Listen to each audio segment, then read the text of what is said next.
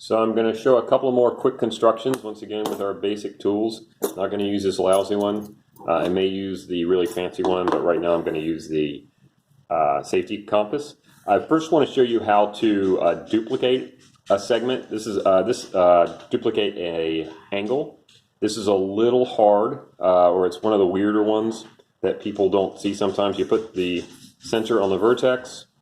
You then pick, doesn't matter how big, pick any size. This is often how it starts. Now, we need to measure how far it is from here to there. But actually, I need to remember how big this is. I put that on K. It's on that one right there. So I'm going to duplicate this up here. Here's my line. And once again, from that center, now it does matter. I need to remember where I was last time. I was right there. I'm going to just double check and make sure that was right. It is. Now I need to measure how far it is from here to there so I can transfer this to here to here. Because this is like jaws, and I kind of know where the jaws are, so I need to measure this. So I'm going to use the compass to measure it, which I can do this way and say, oh, that looks like it lines up about G. Or if I did it with this compass, I'd have to make sure that this thing was small enough, and I'd measure it this way, and then I'd transfer it up here. But once again, I'm going to do it with my safety compass. My center's there. I'm saying from here to that intersection right there is, it looks like this whole G falls right on top of it there. So that's how big that is. So if I go up here and I do the same thing, I've now transferred that, and that intersection should be a duplicate. So that is how you duplicate an angle if you've got a fixed compass. Once again, collapsible compass is a little tougher. And then just quickly, you've seen this one already, but I'm just going to show you how easy it is. It starts out the same way. I want to bisect that. So put my center on the vertex, pick some distance, do it out here, go further out. And at this point, you can actually measure what this is, which if you're doing it on computer software, it's better to say, okay, I'm going to measure exactly how big that angle is.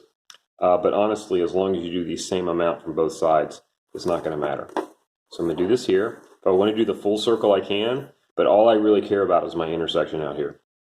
So I'm going to do the same thing. Oops, except I forgot which.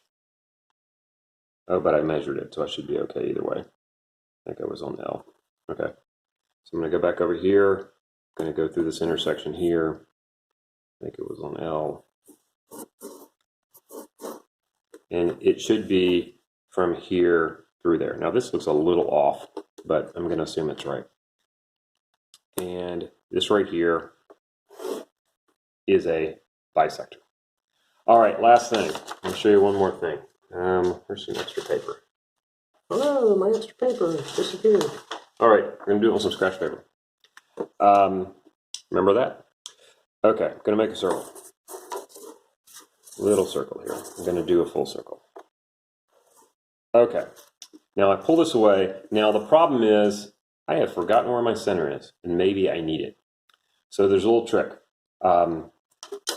If you create any chord, this is called a chord, C-H-O-R-D, just like, no, is that right?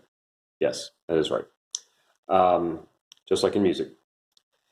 If I can create a perpendicular to here, it will actually go through the center. If I create not just a perpendicular, a perpendicular bisector. So we're going to do our perpendicular bisector on this chord.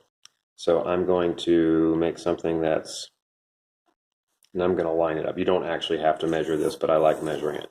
So I'm going to do that there. I'm going to remember where I was, because over here it should be the same size. And once again, if you want to do the whole circle, you can. But right now, that goes through there. So this actually goes through the center. It actually creates a diameter. So there's my diameter. Now the problem is, where's the center? Well, if I do another one of these, my two diameters will have to intersect. So I'm just going to pick one kind of any size. I'm going to make one a little smaller.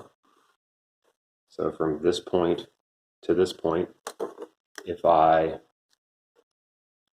are we doing here? About time to stop. Okay, so once again, that goes through, looks like D. Okay, I'm going to do this. I'm going to flip it around, do it the same on the other side.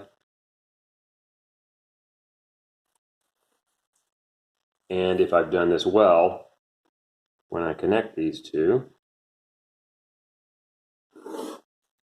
this spot right here should be the center of this circle. Now, honestly, I'm not sure how well I've done that, but that's how you do it. If you do any chord of any size in two places, that will create diameters. Back, so this all the way across is a diameter, and where the two diameters intersect has to be the center.